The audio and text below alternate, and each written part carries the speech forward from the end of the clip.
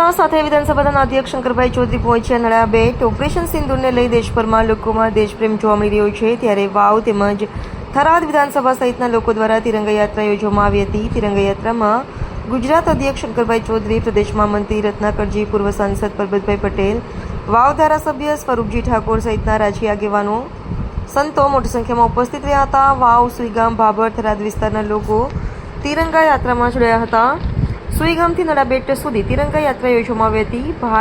ભાભર, સુઈગામ, વાવ, થરાદ સહિતના તાલુકાના લોકો તિરંગા ધ્વજ સાથે ભારત માતા કી જયના નારા બોલાવ્યા હતા। સાથે મોટી સંખ્યામાં પોતાના વાહનો લઈને રેલીમાં નડાબેટ સુધી પહોંચ્યા હતા। ઓપરેશન સિંધુને લઈને લોકોમાં દેશભક્તિનો અનેરો ઉત્સાહ જોવા મળ્યો હતો।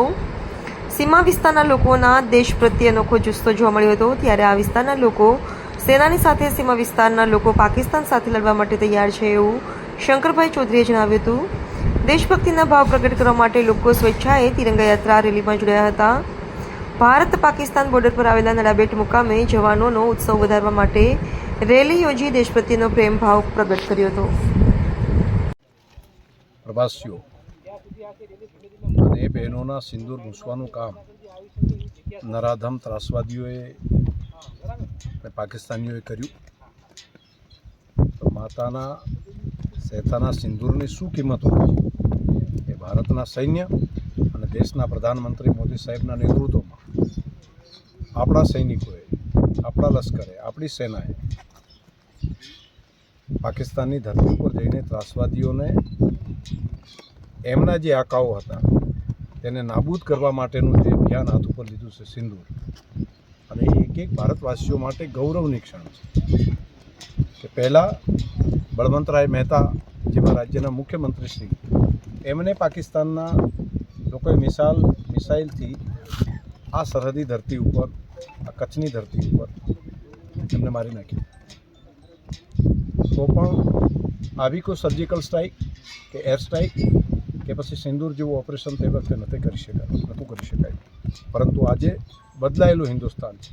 આજે ભારતની સેના પર એક એક ભારતવાસીઓને ગૌરવ છે, અને ભારતવાસીઓની જે મનની વાત છે એ જ પ્રમાણે સિંદૂર ઓપરેશન ચાલી રહ્યું છે, એનું એક એક ભારતવાસીઓને ગર્વ છે। અમે બધા લોકો, દરેક ભારતવાસી દેશના પ્રધાનમંત્રી મોદી સાહેબના નેતૃત્વમાં ભારતની સેના અને દેશના પ્રધાનમંત્રી મોદી સાહેબની સાથે છે।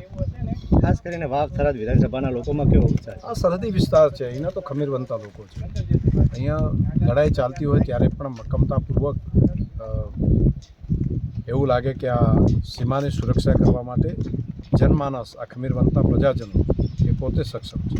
આજે જે તિરંગા યાત્રા રેલી જોડાઈ છે એમાં લોકોનો અનોખો ઉત્સાહ છે। દેશભક્તિનો ભાવ જન જન સુધી પહોંચ્યો છે, અને ખાસ કરીને દેશના યુવાનોના મનમાં દેશની સેના પ્રત્યે, દેશના પ્રધાનમંત્રી મોદી સાહેબ પ્રત્યે એક અકૂત શ્રદ્ધા છે, અને એમના ઉપર ગૌરવ પણ છે। રાષ્ટ્રપ્રેમી ભાઈઓ બહેનો દ્વારા તિરંગા યાત્રાનું ભવ્ય આયોજન કરવામાં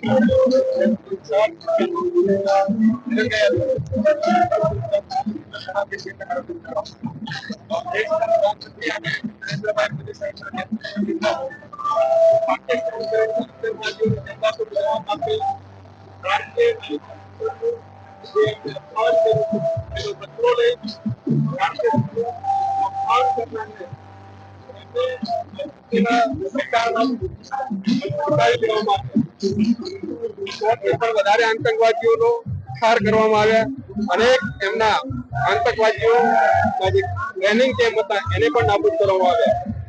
દેશના પ્રધાનમંત્રી આદરણીય શ્રી નરેન્દ્રભાઈ મોદી સાહેબના નેતૃત્વમાં જે સેનાએ પરાક્રમી કામ કર્યું છે, એ કામની સાથે સમગ્ર દેશની જનતા છે, આ સરહદી વિસ્તાર હંમેશા માટે રાષ્ટ્રભક્તિથી ઘેરાયેલો છે, અને એ આજની આ તિરંગા યાત્રા દર્શાવે છે કે સરહદી વિસ્તારમાં ભારતીયના જ્યારે પણ જરૂર પડી છે ત્યારે લશ્કરની સાથે પહોંચે, દેશના પ્રધાનમંત્રી સાથે ઉભો છે।